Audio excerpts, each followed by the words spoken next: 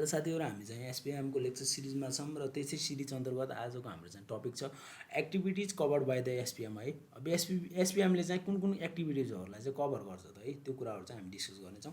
First मा चाहिँ हामी चाहिँ यसले एक्टिभिटीजहरु कुन हामी चाहिँ कभर गर्छ भन्दा चाहिँ एउटा फिजिबिलिटी स्टडी, कुनै पनि अब एसपीएम सफ्टवेयर प्रोजेक्ट म्यानेजमेन्टले कभर गर्ने एक्टिभिटीजहरु हामी चाहिँ क्वेशन सोध्यो भने फर्स्ट मा पर्छ हामी चाहिँ फिजिबिलिटी स्टडी है। फिजिबिलिटी स्टडी भनेको चाहिँ के हो भनेपछि हामी चाहिँ अब त्यो हामी चाहिँ कुनै पनि हाम्रो प्रोजेक्ट चाहिँ हाम्रो वर्थ वाइल छ कि छैन, हामी चाहिँ त्यसलाई स्टार्ट गर्नलाई त्यो प्रोजेक्ट हामी चाहिँ ठीक छ कि छैन हैन।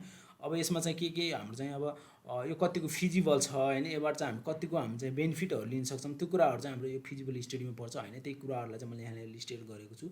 Study to find out whether the project is worth while to start, to see development and operational cost are feasible, and then another one is to see if there is a value of benefit from a system भन्छ हैन। यसमा चाहिँ अब development operational कस्टहरु चाहिँ feasible छ कि छैन हैन, यो प्रोजेक्टलाई हामी चाहिँ स्टार्ट गर्नलाई अब हामी चाहिँ वर्थ वाइल छ कि छैन र यसबाट चाहिँ हामी बेनिफिट पाउन सक्छौं कि सक्दैन भन्ने कुराहरुलाई चाहिँ थाहा पाउने प्रोसेस नै हाम्रो फिजिबिलिटी स्टडीमा पर्छ। यो चाहिँ हाम्रो एक्टिभिटीज अफ एसपीएम भयो। And another one is planning. अब प्लानिङ बिना त हाम्रो कुनै पनि काम चाहिँ अब सम्भवै छैन हैन। फर्स्ट अफ अल चाहिँ हामी के गर्छौं, फिजिबिलिटी स्टडी गर्छौं। अब फिजिबिलिटी स्टडीमा हामीलाई के थाहा हुन्छ भने यो प्रोजेक्ट हामीले स्टार्ट गर्नलाई ठीक छ कि छैन भन्ने कुरा थाहा पाउँछौं। मेन कुरा अब त्यो हामी चाहिँ ठिकै छैन हैन, त्यहाँबाट हामीले कुनै पनि बेनिफिट पाउन सक्दैनौँ, हाम्रो अपरेसनल कस्टहरु र त्यो कस्टहरु चाहिँ त्यहाँ ठीक हुँदैन, म्याच अप हुँदैन भनेपछि त्यो हामी चाहिँ प्रोजेक्टलाई हामी स्टार्ट नै गर्दैनौँ हैन।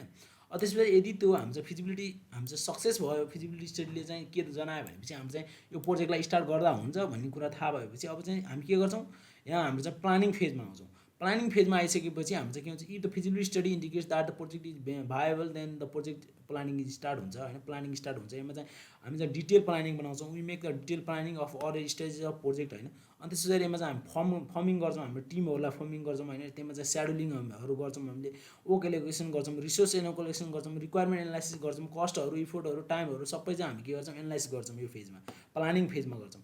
अनि त्यसपछि हामी चाहिँ थर्ड वान फेज पर्छ हाम्रो चाहिँ प्रोजेक्टलाई एजुकेसन गरेर। अब त्यसपछि यति काम गरिसकेपछि हामी चाहिँ प्रोजेक्टलाई हामी स्टार्टिङ गर्नु पर्यो हैन। त्यसपछि हामी चाहिँ जेनरली त्यसलाई चाहिँ हामी चाहिँ के गर्छौं, स्टार्ट गर्छौं। त्यहाँ चाहिँ हामी डिजाइन र हाम्रो इम्प्लिमेन्टेसन फेज पर्छ हैन, यो थर्ड वानमा। And then another one is closer भन्छ हैन। त्यसपछि हामी चाहिँ के गर्नुपर्ने हुन्छ, प्रोजेक्टलाई चाहिँ हामी क्लोजिङ गर्नुपर्ने हुन्छ है।